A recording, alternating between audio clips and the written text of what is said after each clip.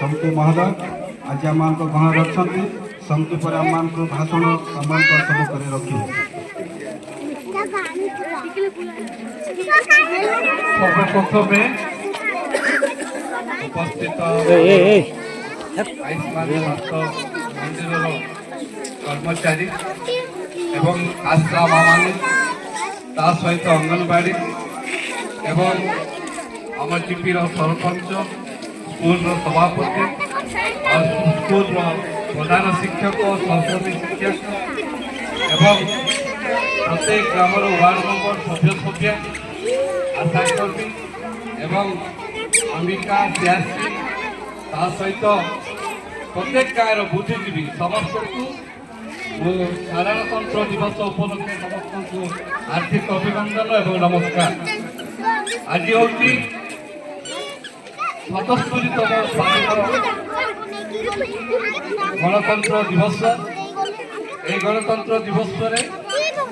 आमर वीर पुरुष माने जे कि डॉक्टर अम्बेडकर जो धारा नियम जारी कर लिखिं आम शुणी पार्लु जे 2 वर्ष 11 मास 8 दिन लगी नियम को लिखा आ संविधान तैयारी करने तार लेखार आज को आम अनेक वर्ष है जनवरी 26 गणतंत्र दिवस पालन कर आसुचु। यही अवसर में मुझे कहवाक चाहूँगी जे स्वाधीन समस्त नीति करी गणतंत्र नियम को धार्य करागला। ए नियम अनेक विकास कार्यकारी रही प्रथम है तो आज आम पताका उत्तोलन कर स्वास्थ्य विभाग जदि स्वास्थ्य ना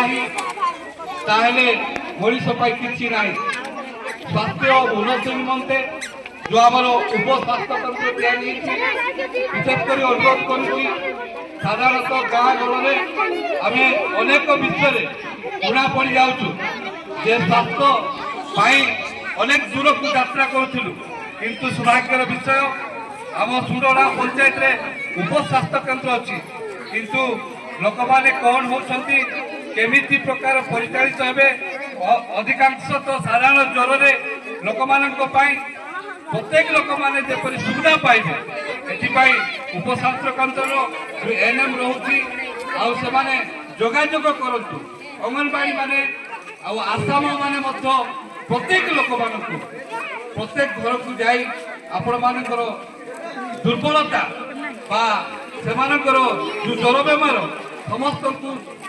सुरक्षित देवाई आपण मैंने चेष्टा करतु एवं आमर जो विकास रोची अनेक समय आम विकास उणा पड़ जाऊँ जेहेतु आमर रास्ता आउ पानीय जल आउ कृषि विभाग अनेक विषय रही साधारणतंत्र दिवस मुझे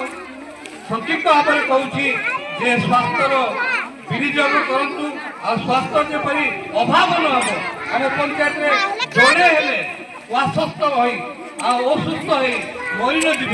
आ छोट छोट पिला माने जपरी सुरक्षित पाइबे एपाई आग को प्रत्येक विषय कार्यकारी करूँ एति कही मोर मंतव्य शेष करी धन्यवाद। जय उत्कल जननी जय भारत माता जय उत्कल जननी जय।